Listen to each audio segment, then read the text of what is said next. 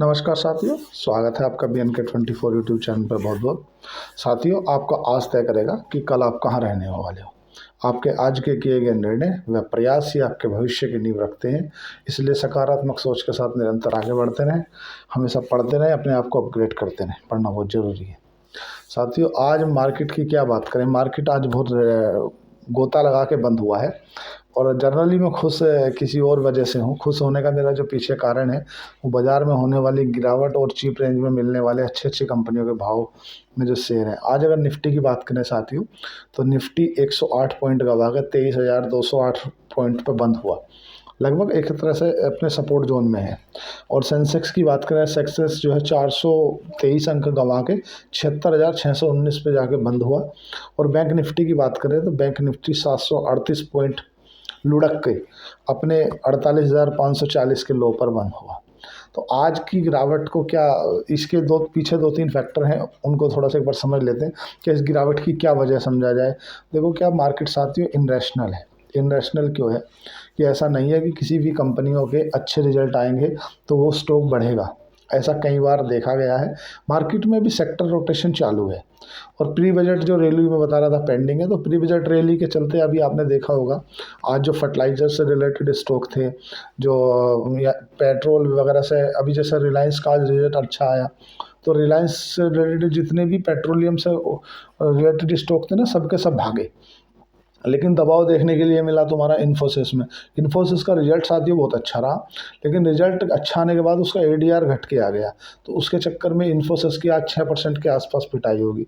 Generally दो तीन चीज़ों को अगर कंसिडर किया जाए ना, तो क्या है कि ये मार्केट को आप एक दो तीन चीज़ों से देख सकते हैं। पहला क्या है कि लगातार जो टेक शेयरों में बिकवाली के चलते अमेरिका का डाउ जोन लुढ़का, तो उसका कहीं ना कहीं इफेक्ट देखने के लिए भारत में निफ्टी पे मिला। निफ्टी अपना गिर के बंद हुआ, है ना। खुला भी निफ्टी गिर के ही था, मतलब उस समय कुछ कम अंकों की गिरावट थी, लेकिन अब बंद होते होते लगभग यही अच्छी बात है कि ये 23,200 का जो सपोर्ट जोन है उसे बना के रखा है उसने। अगर ये 23,000 के नीचे चला जाता तो फिर कहीं ना कहीं वीकनेस के संकेत दिखने लगते। 48,500 एक सपोर्ट जोन है और 48,500 के नीचे अगर बैंक निफ्टी आ जाता है तो वो कहीं ना कहीं वीकनेस में आ जाता। तो वो क्या है कि दो तीन चीज़ें साथियों आपको मानने पड़ेगी। क्या है कि FII लगातार बिकवाली कर रहे हैं। जो फॉरेन इंस्टीट्यूशन इन्वेस्टर है ना, वो कल मार्केट इतनी अच्छी रही ना, लेकिन उसके बावजूद भी FII ने कल 9,854 करोड़ की बिकवाली की। उसके अगेंस्ट में जो DII है, डोमेस्टिक इन्वेस्टर, उन्होंने भी खरीदारी की है लगभग 3,000 करोड़ की। पर जो FII है उन्होंने FNO और तुम्हारा कैश मार्केट का मिला के लगभग 9,800 करोड़ की बिकवाली की है। तो ये चीज़ें भी, जब तक FII बिकवाली नहीं रोकेगी तब तक मार्केट पे इतना मेजर रन अप देखने के लिए नहीं मिलेगा। तो ये तो जाहिर सी बात है कि कहीं ना कहीं, हाँ, कच्चा तेल जो है वो स्थिर बना हुआ है। कच्चा तेल स्थिर बना हुआ है। तुम्हारा सोने की कीमतों में आज थोड़ा सा उछाल देखने के लिए मिला है। चांदी भी लगभग 100 रुपये गिरी है, कोई ज़्यादा नहीं है।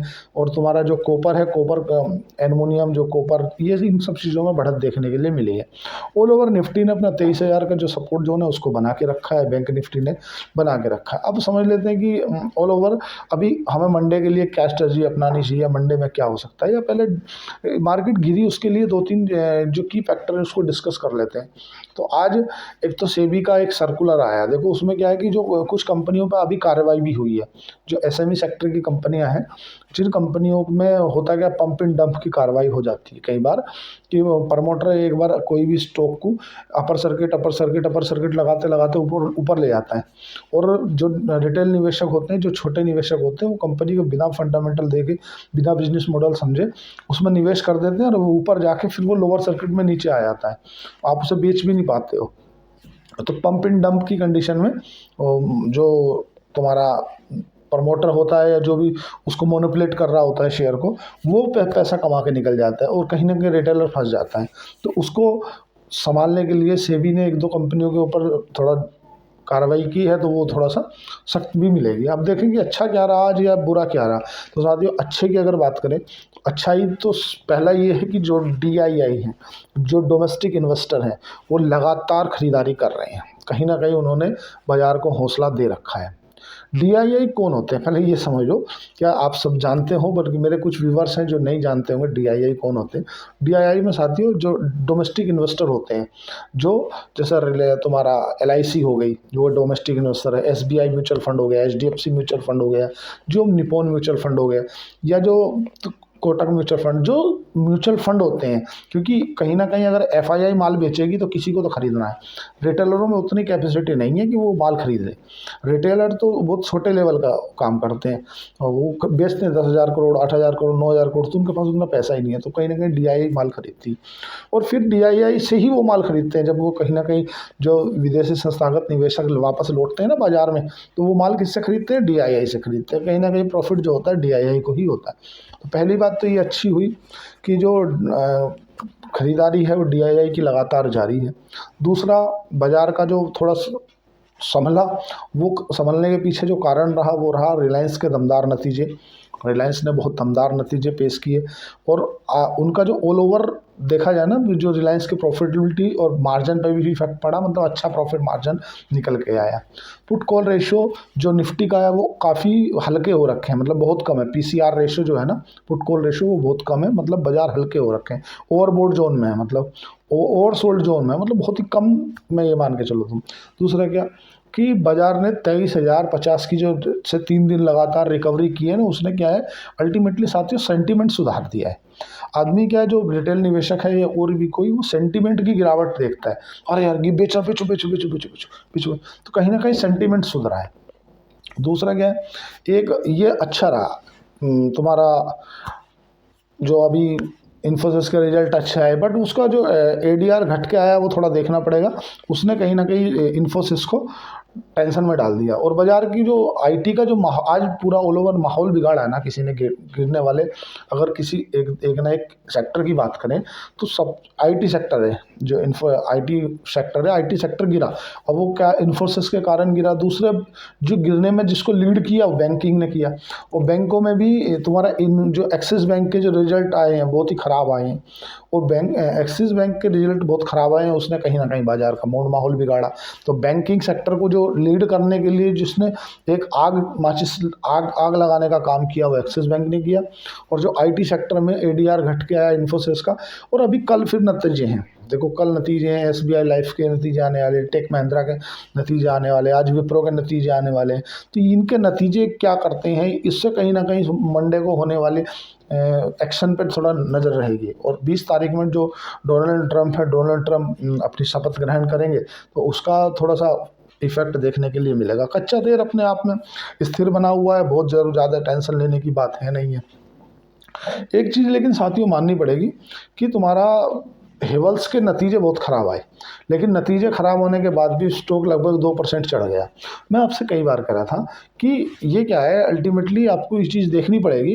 जैसे एल&टी है ना, Larsen and turbo IT company है, उसके भी नतीजे बहुत ख़राब आए और तुम्हारा हेवल्स के नतीजे ख़राब आए। मैं क्या कह रहा था आपसे कि मार्केट साथियों इनरेशनल है। इनरेशनल का मतलब ये कि अगर आप सोचोगे ना कि स्टॉक, अगर किसी कंपनी का रिजल्ट अच्छा आ रहा है और उसका आप वो स्टॉक खरीद लोगे, वो पता चले वो स्टॉक ही 6% नीचे रहेगा। मतलब ऐसा नहीं है कि आपने किसी कंपनी का स्टॉक का प्राइस देखा और देखा रिजल्ट तो बहुत अच्छा आ रहा है खरीद लो, तो नीचे, और किसी का स्टॉक का रिजल्ट इतना ख़राब आ रहा है तो वो ऊपर। तो मार्केट हमेशा साथियों इनरेशनल होती है। अगर मार्केट रैशनल हो जाएगी तो कोई पैसा ही नहीं कमा पाएगा। किसी के भी रिजल्ट अच्छे होंगे उसको खरीद लेंगे, और जिसके रिजल्ट ख़राब होंगे उसको बेच देंगे, ऐसा नहीं होता। तो साथियों मार्केट चलती है ऑल ओवर माहौल से, कि भाई अगर देखो क्या है, सब आप सपोज करो, मान लो हेवल्स के रिजल्ट खराब आए, है ना, ऐसा मान लो, तो जो रिटेल है वो पैनिक में माल छोड़ता है ना। और जो इंडिविजुअल बड़े निवेशक होते हैं ना, हाई इंडिविजुअल नेटवर्क रखने वाले, या जिनको 2 करोड़ 5 करोड़ 10 करोड़, वो हमेशा जब भी रिजल्ट ख़राब आता है तब माल उठाते हैं, क्योंकि उन्हें सफिशेंट माल नहीं मिल पाता है। लिक्विडिटी की प्रॉब्लम आ जाती है। अगर सपोज करो किसी छोटी कंपनी का 2,000 करोड़ का मार्केट कैप है और उसे माल उठाना है, और अगर वो माल एक ही सौदा डालेगा 500 करोड़ का, तो पता चले स्टॉक में ही अपर सर्किट लग जाएगा। तो इसीलिए आपने देखा होगा जब भी बड़े बड़े निवेशक होते हैं ना, जब भी उन्हें निकलना होता है किसी कंपनी से, तो वो जब अच्छा रिजल्ट आता तो निकलते हैं वो, और जब ख़राब रिजल्ट आता है तब वो एंट्री बनाते हैं। उससे होता क्या है कि ख़राब रिजल्ट आने पर स्टॉक गिरता है, उनमें 5-6% नीचे भाव में पाल मिल जाता है, ठीक है, क्योंकि वो एक आध दिन के लिए निवेश नहीं करते। हमारे जैसे रिटेल निवेशक नहीं है कि आज हमने पैसा लगाया, कल हम सोच रहे हैं यार 200 बढ़ गए होंगे, 300 बढ़ गए होंगे, वो ऐसा नहीं करते, ठीक है। और अगर उन्हें किसी कंपनी का आउट एग्जिट लेना है ना, और उन्हें 1000 करोड़ का माल बेचना है, तो वो अगर ऐसे डेली पर डे ट्रेडिंग हो रही है, उस दिन 1000 करोड़ का माल बेच देंगे तो उसमें लोअर सर्किट लग जाएगा, क्योंकि लिक्विडिटी नहीं है भाई, लेने वाले नहीं है ना। अब आप बेचने के लिए तो लोअर सर्किट लग जाएगा, कोई खरीदार ही नहीं है। ऐसे ही जब माल किसी कंपनी का रिजल्ट अच्छा आता है तो उसे खरीदने वाले मार्केट में रिटेल या और भी लोग बढ़ जाते हैं, तो वो उस समय अपना माल बेच देते हैं, तो माल बेच देते हैं तो स्टॉक का प्राइस नीचे आ जाता है। ऐसा ही होता है जनरली। तो आज L&T के भी नतीजे ख़राब आए हैं दोबारा। ये जो मार्केट को गिराने में जिन जिन चीज़ों का रोल रहा मैं बता रहा हूँ। पहले तो क्या कि FII लगातार बिकवाली कर रही है, जो फॉरेन इंस्टीट्यूशनल इन्वेस्टर हैं, जो विदेशी संस्थागत निवेशक हैं, वो लगातार बिकवाली कर रहे हैं। पहला तो बाज़ार को कहीं ना कहीं इसने माहौल बिगाड़ा। दूसरा, जो एक्सिस बैंक के जो नतीजे आए हैं वो बेहद ख़राब आए हैं, उसका बाज़ार मूल माहौल को बिगाड़ा। हालांकि हेवल्स का इतना फ़र्क नहीं पड़ा। और तीसरा, L&T ने माहौल बिगाड़ा। तुम्हारा इन्फोसिस का ADR घट गया है, उसने कहीं ना कहीं माल बिगाड़ा। हाँ, लेकिन एक बात देखनी मिलेगी साथियों कि जो FMCG है भाई, फास्ट मूविंग कंज्यूमर प्रोडक्ट जो बनाती हैं, तुम्हारा बिटायरना हो गई, तुम्हारा हिंदुस्तानी यूनिलीवर हो गई, LD फूड हो गई, है ना, नेस्ले हो गई, इस तरह की कंपनियों में जो 5 दिन से लगातार गिरावट आ रही थी, उसने कहीं ना कहीं अभी 2 दिन से चलने के लिए कोशिश की है। तो ये थोड़ा सा ठीक है। मतलब अल्टीमेटली अगर देखा जाए तो हमेशा जो FMCG कंपनियां होती हैं, FMCG को गिरते हुए बाजार में ये माना जाता है कि यार ये गिरते हुए बाजार का सहारा होती हैं। जब भी कोई बाजार में गिरावट आ रही होती है या तो हमेशा लोग जो है ना डाइवर्ट हो जाते हैं तुम्हारा FMCG कंपनियों की तरफ में। तो ऑल ओवर देखा जाए तो ठीक ही है। अब मेरे अगर और मैं पूरी वीडियो का कंक्लूजन पे पहुंचूं साथियों, तो कंक्लूजन ये है, अगर आपकी कंपनी अच्छी है, जैसे कल हम बात करें, चलो मार्केट इंटरनेशनल की ही मैं क्यों बोल रहा हूँ कि मैं ऐसा पहली बार नहीं बोल रहा, ऐसा कल्याण ज्वेलर्स के साथ में भी हुआ है, ऐसा एक दो कंपनियों का पहला भी रिजल्ट आए हैं उनके साथ में भी हुआ है। HCL टेक का नतीजा मतलब रिजल्ट जो आया था इतना बेहतरीन आया था, उसके बाद में भी HCL टेक 9% टूट गया था। बड़ी बड़ी कंपनी की बात कर रहा हूँ मैं, छोटी मोटी की तो बात ही नहीं कर रहा। तुम्हारा कल्याण ज्वेलर्स है, कल्याण ज्वेलर्स का रिजल्ट के बाद आज कल्याण उस समय शायद 800 के आसपास था, आज 500 पे है। मतलब पर डे टूटता जा रहा है स्टॉक। तो कहीं ना कहीं देखो क्या एक सेंटीमेंट बिगाड़ देता है। और वो क्या P रेशो के हिसाब से महंगा भी हो रहा था अगर देखा जाए तो साथियों हमेशा आपको अच्छे बिजनेस पे, अच्छे फंडामेंटली मजबूत कंपनियों पर दाव लगाना है। पढ़ना बहुत जरूरी है। अगर आप कंपनियां नहीं पढ़ोगे तो वो सब चीज़ों से आप भटक जाओगे, अपने कैपिटल खो दोगे। मार्केट क्या है, एक क्रिकेट मैदान की तरह है। जैसे आप क्रिकेट में आप जब मैदान में मैच खेलने जाते हो तो आप सबसे पहले आपका जो मेन मोटिव होता है साथियों, वो होता है आपको अपना विकेट बचाना। तो वो विकेट जो आपको आगे कितने रन बनाओगे वो डिफाइन करता है। ऐसे ही मार्केट में आपका विकेट है आपका कैपिटल।